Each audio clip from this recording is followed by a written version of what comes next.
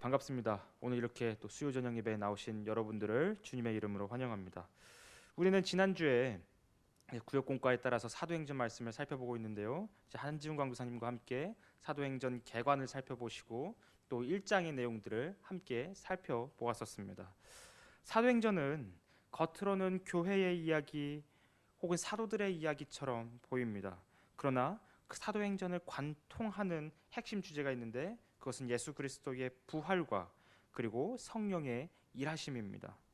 만약에 사도행전에서 예수님의 부활이 없었다면 그리고 성령 하나님의 역사하심이 없었다면 오늘날의 사도행전은 기록되지 못했을 것입니다. 그렇다면 예수님의 부활의 의미가 무엇인가요? 우리가 2주 전에 요한복음을 살펴보면서 간략하게 좀 살펴보았었는데요. 예수님의 부활은 그것은 하나님께서 예수 안에서 악에 대하여 승리하셨고 그리고 사탄의 권세를 물리치셨으며 구약 성경이 이야기했던 그 마지막 때가 시작되는 것이라는 것을 우리가 함께 살펴보았었습니다. 우리가 이 두 가지의 관점들을 잘 유심히 가지고 있어야 됩니다. 왜냐하면 오늘 이 두 가지의 관점이 사도행전 2장을 풀어가는 해석의 열쇠이기 때문입니다. 우리가 이런 관점을 가지고 오늘 사도행전 2장을 살펴볼 건데요. 이제 이야기는 몇천 명의 사람들이 모인 공동체의 모습으로 이야기가 진행이 됩니다. 이제 이들은 몇천 명의 사람들이 모여서 무엇을 하냐면 사도들의 가르침을 배우고 서로 교제하면서 사귀고 떡과 포도주를 나누면서 주의 만찬을 나누고 그리고 기도하는 공동체의 그런 모습을 가지고 있습니다. 이 공동체는 그리스어로 에클레시아라고 부르기도 하는데요. 즉 특정 목적을 가지고 바깥에 있는 사람들이 이 공동체 안으로 불림을 받은 그런 공동체, 에클레시아의 공동체의 모습을 가지고 있습니다. 그런데 이 공동체는 예수의 죽음과 부활을 중심으로 모여 있으며 그리고 이들의 캐치프라이즈는 예수는 주님이시고 메시아이시다 라는 그런 캐치프라이즈를 가지고 사람들에게 이 소식을 전하는 그런 공동체입니다. 우리는 이 공동체를 우리나라 말로 교회라고 할 수 있겠습니다. 즉 오늘 우리가 살펴보는 본문에 등장하는 이 공동체는 기독교 역사상 최초의 교회인 것입니다. 이처럼 초대교회는 처음부터 구약 성경과 예수 전송으로 이루어진 사도적 가르침을 지키면서 살았습니다. 그리스도 안에서 서로가 형제자매가 되는 교제를 누렸습니다. 주의 만찬을 나누고 서로 기도하는 공동체로 교회가 시작된 것입니다. 이런 초대교회의 특징은 오늘날에 있는 교회의 특징과 별 차이가 없어 보입니다. 우리는 이런 것을 통해 본문 42절에 등장하는 초대교회의 이 네 가지의 모습이 결코 타협할 수 없는 교회의 네 가지 표지라는 것을 알 수가 있습니다. 사도적 가르침, 교제, 주의 만찬, 기도, 이 네 가지가 타협할 수 없는 교회의 네 가지 표지인 것입니다. 그러므로 이 중 하나라도 약하게 되거나 타협하게 된다면 교회의 나머지 표지들도 무너지게 되고 약해지게 될 것입니다. 실제로 2000년 교회 역사를 살펴보면 교회의 네 가지 표지 중 어느 하나라도 무너져 있을 때 교회가 타락하게 되고 무너지게 되는 모습을 쉽게 발견할 수 있게 됩니다. 가장 대표적인 예가 종교개혁이 일어나기 전에 카톨릭 교회가 그런 모습이었을 것입니다. 그들은 사도적인 전승을 버렸습니다. 그들은 성경을 읽지 않고 그들만의 전통을 만들었습니다. 그때 생겼던 일이 사람들의 영혼들을 착취하고 그들의 제도가 부패하기 시작했었던 것입니다. 그러나 오늘 본문에 등장한 초대교회는 교회사 가운데 부패한 교회들과는 다르게 긍정적인 방향으로 발전하는 것을 우리가 볼 수가 있습니다. 본문 44절과 45절 말씀인데요. 제가 읽어드리겠습니다.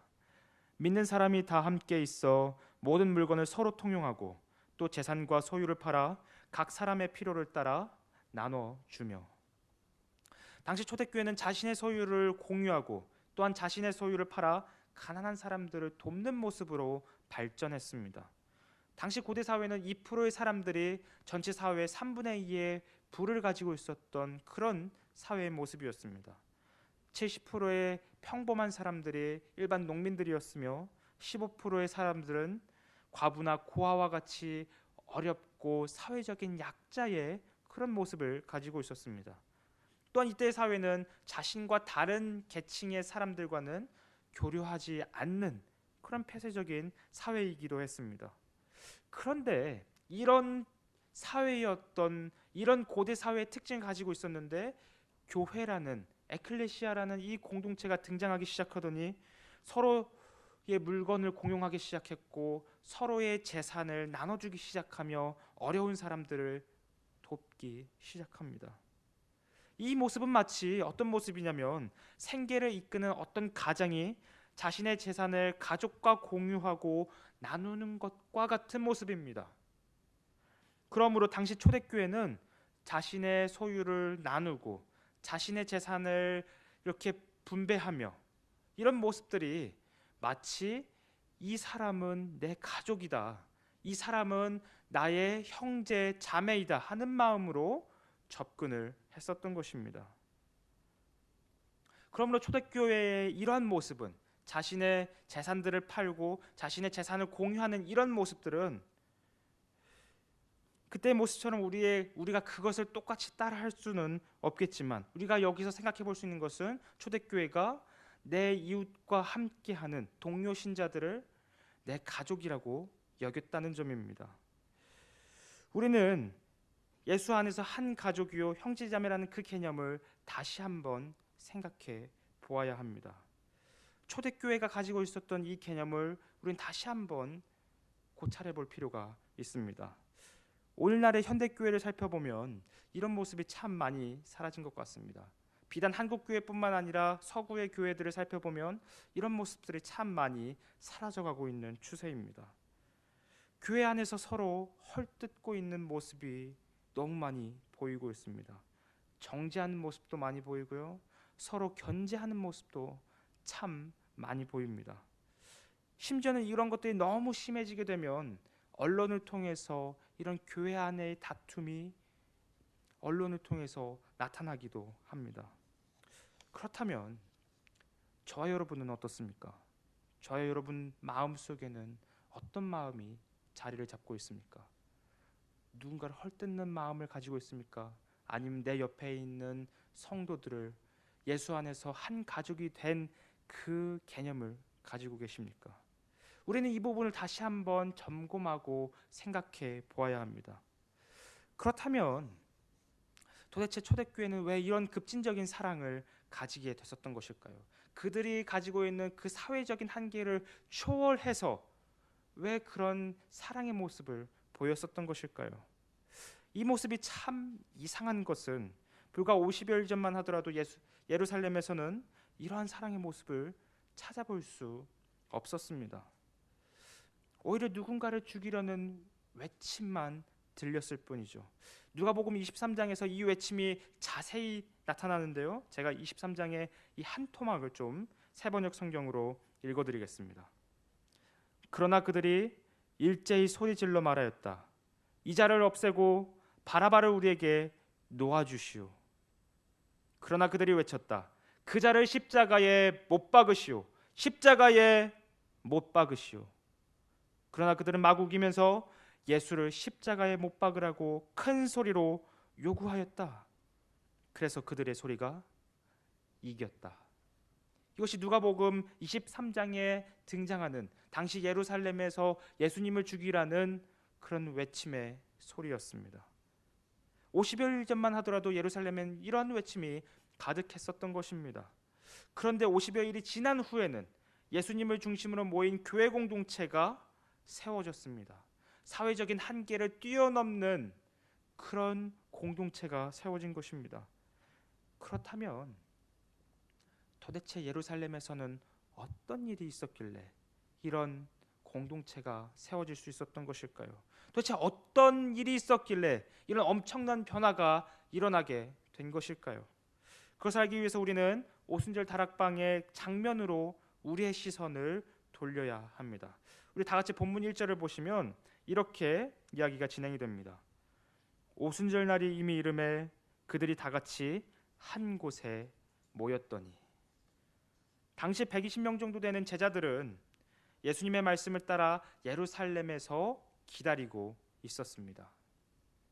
그러나 그들은 아버지께서 약속하신 무엇인가를 언제까지 기다려야 할지 기약이 없는 채로 그곳에서 기다리고 있었습니다. 그러다 예수님께서 승천하신 지 열흘 정도가 지났습니다. 그때 제자들은 지금까지 경험해 보지 못한 기이한 현상을 경험하게 됩니다. 먼저 다락방에 모인 제자들의 그 귀에 저 멀리서 어떤 바람 소리가 들려오는 것 같습니다. 그런데 그 바람은 다락방 천장에서 들리는 것 같고 다락방 너머의 하늘에서부터 그 바람 소리가 들리는 것 같습니다. 그 바람 소리가 점점 가까이 다가오더니 제자들이 있었던 그 다락방을 가득 채웠습니다. 그때 불의 혀처럼 갈라지는 것들이 각 사람, 각 제자들 머리 위에 세워지게 됩니다. 그 바람은 구약 성경에서 왕과 제사장과 선지자들에게 임했던 바람이었습니다. 그 바람은 에스겔의 환상 가운데서 죽은 시체들을 다시 살려냈던 그 바람이며 그 바람은 사람을 다시 거듭나게 하는 그런 바람이었습니다. 이 바람은 바로 성령 하나님이신 것입니다. 성령 하나님이 하나님 아버지께서 그리고 예수님께서 약속하신 선물이었던 것입니다. 우리는 이 지점에서 또 한 가지 의문이 듭니다. 성령님께서는 왜 작물의 첫 열매를 드리는 77절 혹은 오순절 날에 오신 걸까요? 출애굽기를 살펴보면 하나님은 출애굽한 이스라엘을 향하여 첫 열매를 드려 77절 혹은 오순절을 지키라고 말씀하셨습니다. 그런데 이 절기의 핵심은 첫 열매를 드리는 행위에 있지 않습니다. 첫 열매를 드리는 행위가 이 절기에서 해야 하는 행위이지만 그것만이 이 절기의 핵심은 아닙니다. 오히려 이 오순절이란 절기의 핵심은 출애굽한 이스라엘이 앞으로 하나님의 백성으로서 어떻게 어떤 모습으로 살아낼 것인가가 오순절의 핵심인 것입니다. 왜냐하면 이스라엘은 지금까지 하나님 없이 자기가 생각한 대로 자기가 뜻한 대로 살았지만 이제 그 열매를 맺게 되었을 때, 첫 열매를 맺게 되었을 때 그것을 하나님께 감사함으로 드리면서 자기의 삶이 이제 하나님 중심적인 삶을 살겠다는 그런 고백의 절기이기 때문인 것입니다. 그리고 이스라엘이 하나님 백성으로서 살아가기 위해서는 하나님께서 주신 구약의 율법에 충실한 삶을 살아내야 합니다. 이것이 오순절의 핵심이었던 것이죠. 이런 관점을 가지고 성령께서 오순절에 오신 것을 살펴보는 것은 우리에게 큰 의미로 다가오게 됩니다. 왜냐하면 성령님께서 오순절에 제자들에게 오셨다는 것은 앞으로 하나님의 백성으로서 살아가는 것이 그 방식이 바뀌었다는 것을 의미하기 때문입니다.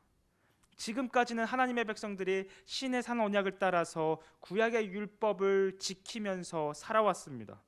그러나 이제는 예수님께서 이루신 새 언약을 따라 성령에 충실한 삶을 살아야 합니다. 이것이 성령 하나님께서 오순절 날에 오신 참된 의미입니다. 하나님은 일찍이 모세를 통해 그리고 예레미야와 에스겔 선지자를 통해 이스라엘의 포로 생활이 끝나게 되었을 때 이런 일들이 일어날 것이라는 것을 여러 번 구약 성경에서 말씀하셨었습니다. 그중 제가 에스겔 선지자의 글을 좀 읽어드리려고 하는데요. 에스겔 11장 19절과 20절 말씀입니다. 내가 그들에게 한 마음을 주고 그 속에 새 영을 주며 그 몸에서 돌 같은 마음을 제거하고 살처럼 부드러운 마음을 주어 내 율례를 따르며 내 규례를 지켜 행하게 하리니 그들은 내 백성이 되고 나는 그들의 하나님이 되리라. 하나님께서는 이런 말씀을 모세와 그리고 에스겔과 예레미야 선지자를 통해서 여러 번 말씀하셨었습니다. 이스라엘은 언젠가 포로로 끌려가게 될 것입니다. 그런데 그 포로가 끝나게 되는 그때 이스라엘은 이제 구약의 율법을 따라서 하나님의 뜻에 살아가는 것이 아니라 새롭게 기록된 그 마음 가운데 지켜진 그 법을 따라서 살게 될 것을 여러 번 말씀하셨던 것입니다. 그런데 이제 그 말씀이 성령님께서 오순절에 오심으로 성취가 되었습니다. 그러자 예수를 죽이자고 외쳤던 예루살렘에 새 바람이 불기 시작했습니다. 그리고 그들의 마음에 새 영이 주어져 외적인 율법이 아닌 외적인 율법으로는 살아낼 수도 없는 그런 마음을 하나님께서 주셔서 이제 마음에 새겨진 하나님의 법을 따르기 시작한 것입니다. 그러자 서로 다른 삶을 살았던, 서로 다른 계층의 삶을 살았던 사람들이 이제 예수 안에서 하나가 되어 가게 됩니다. 남녀노소 귀천할 것 없이 모든 소유를 공유하고 나눌 정도로 서로를 사랑하는 한 가족이 된 것입니다. 이것은 외적인 율법을 통해서 가능한 일이 아닙니다. 이러한 일들이 가능한 이유는 오직 성령님께서 역사하셨기 때문에 가능한 일인 것입니다. 이러한 성령의 역사가 우리 동탄제일교회에도 더욱더 넘치게 되시기를 주님의 은혜로 소망합니다. 그리하여 주님 안에서 더욱더 하나가 되고 더욱 서로를 사랑하며 더욱 한 가족이 되기를 간절히 소망합니다. 계속해서 사도행전 2장을 살펴보면 본문의 첫 부분에서 교회는 120여 명의 작은 공동체로 시작을 했습니다. 그런데 42절 이후에 교회는 3,000명이 넘어가고 그리고 날마다 구원받는 사람의 수가 더해져가는 그런 커다란 공동체로 자라기 시작했습니다. 즉 주님의 교회는 하루 만에 폭발적인 성장을 이루게 된 것이죠. 그렇다면 도대체 어떤 점이 이런 폭발적인 부흥을 일으키게 한 요인이 되었을까요?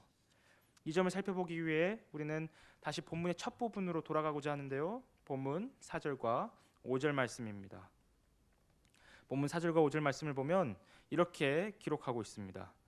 그들이 다 성령의 충만함을 받고 성령이 말하게 하심을 따라 다른 언어들로 말하기를 시작하니라. 그때 경건한 유대인들이 천하 각국으로부터 와서 예루살렘에 머물러 있더니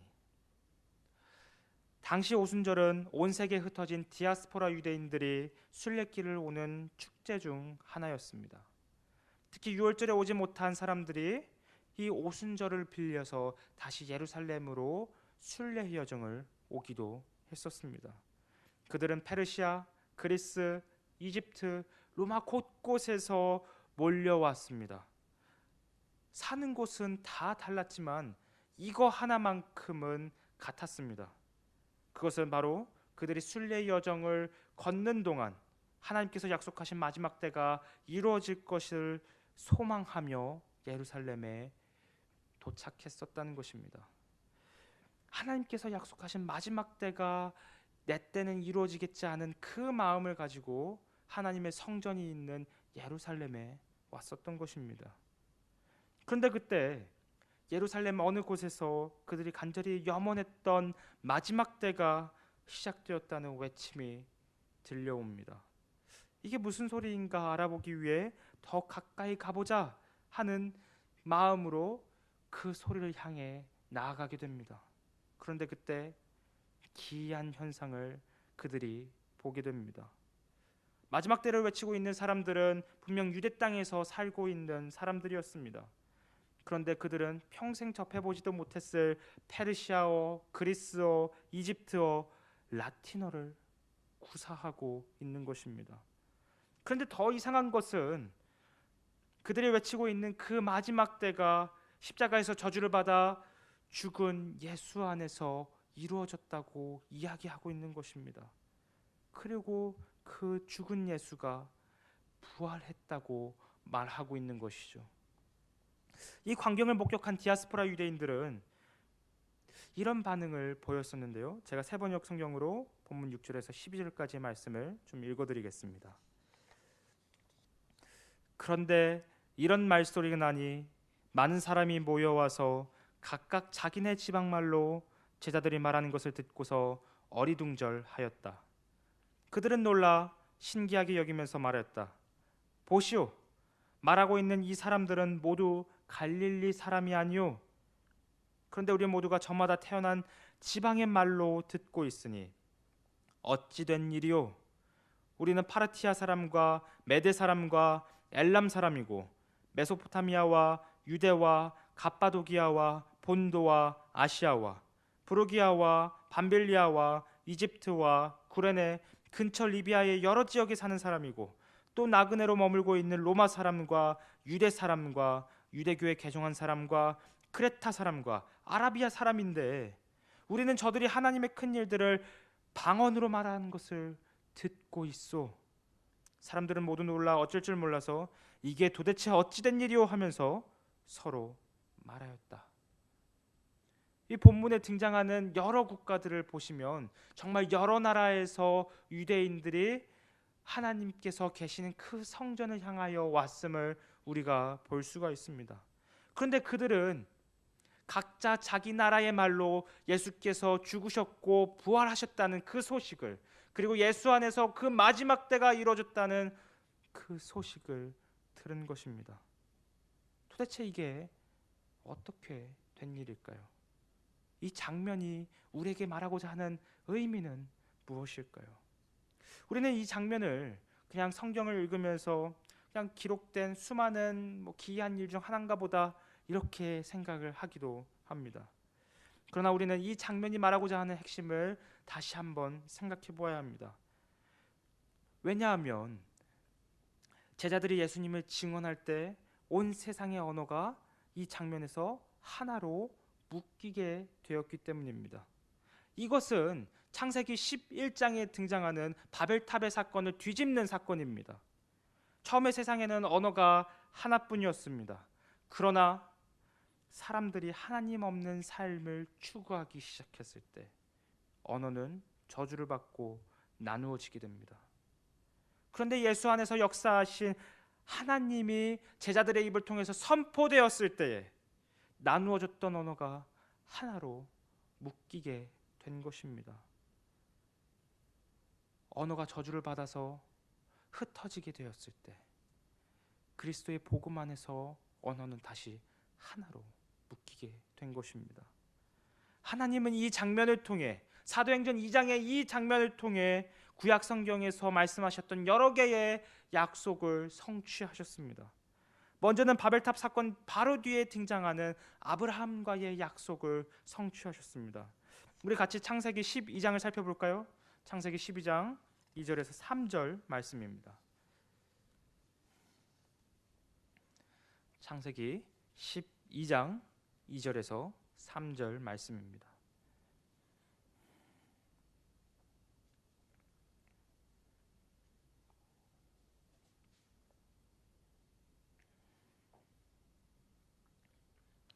창세기 12장 2절 3절 말씀 제가 읽어드리겠습니다.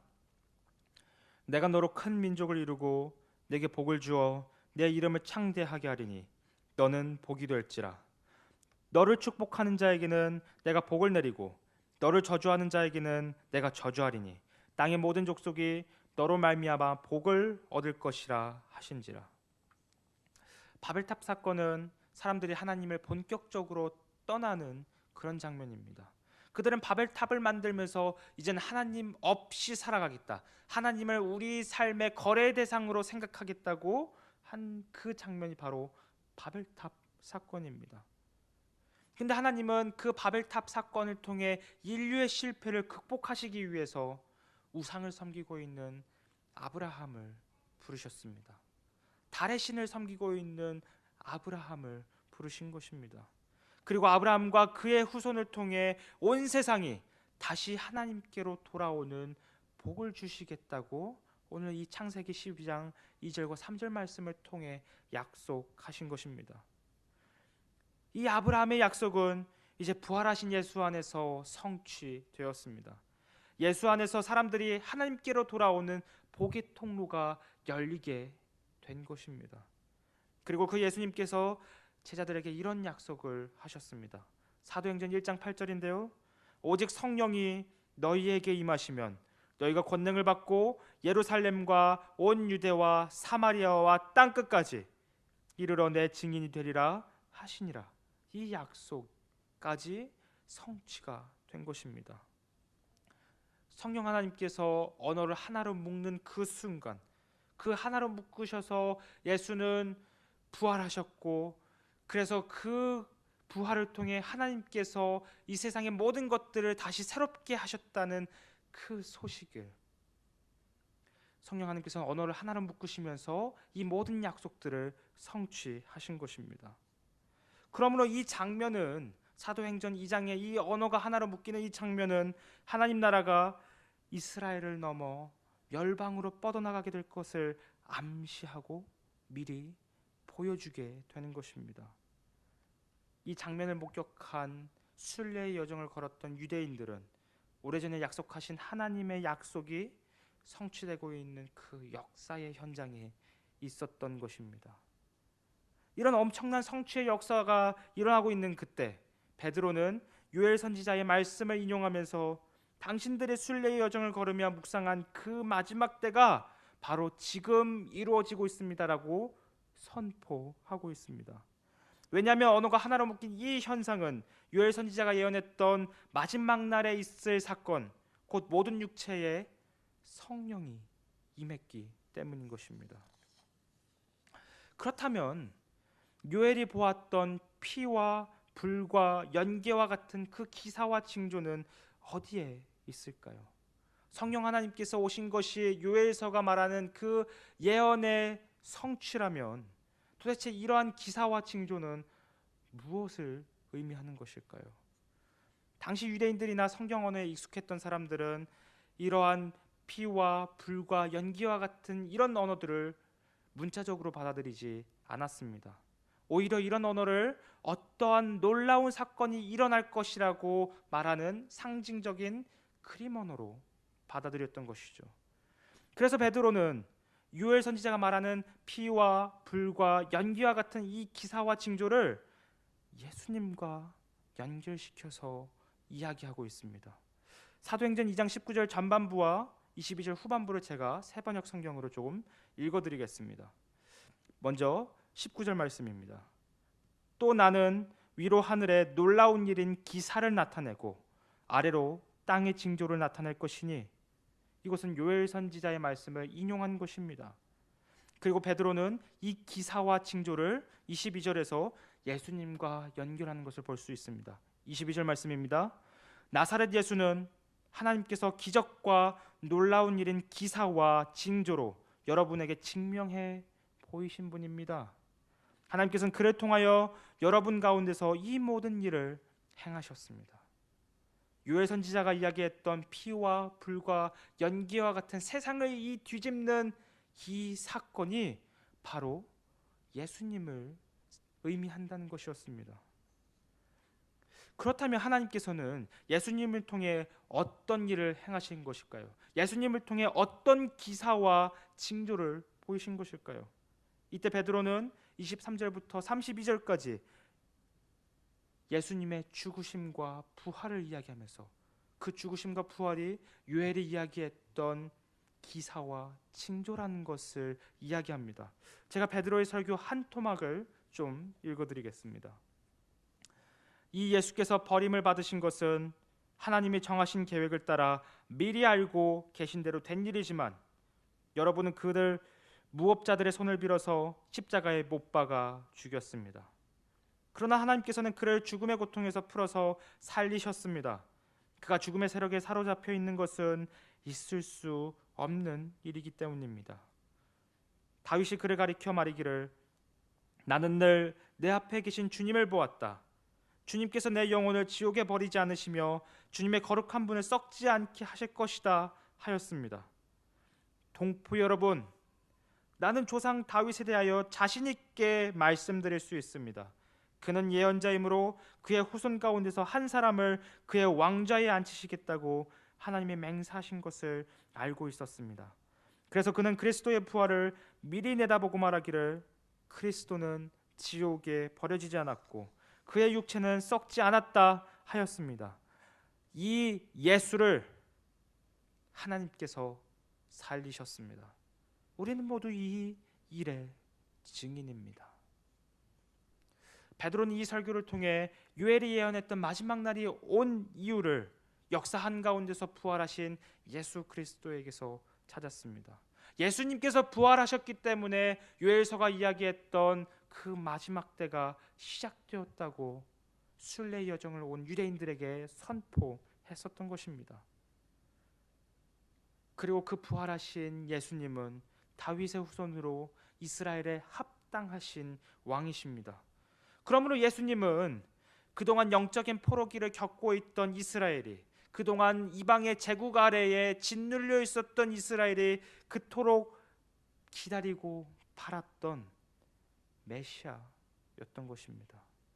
그래서 베드로는 예수님을 본문 36절에서 이렇게 선언합니다. 그러므로 이스라엘 온 집안은 확실히 알아두십시오. 하나님께서는 여러분이 십자가에 못 박은 이 예수를 주님과 그리스도가 되게 하셨습니다. 이 모든 사실을 깨닫게 된 그 순례 여정을 온 유대인들은 예수님을 받아들였습니다. 하나님께서 예수님을 통해 유대인들이 간절히 염원했던 새로운 출애굽을 행하셨음을 베드로의 설교를 통해 보게 되었기 때문입니다. 그들은 예수님 안에서 하나님의 영광을 보았습니다. 약속의 성취를 보았습니다. 유대인들이 그토록 바랐던 그 마지막 때가 시작되었다는 것을 보게 된 것입니다. 그래서 그 결과 3,000명이나 되는 수많은 사람들이 주님의 몸된 교회에 들어오게 되었습니다. 예수님을 믿고 예수 안에서 하나님께서 행하신 일을 받아들이기 시작한 것입니다. 그러므로 사랑하는 성도 여러분, 교회가 참되게 부흥할 때는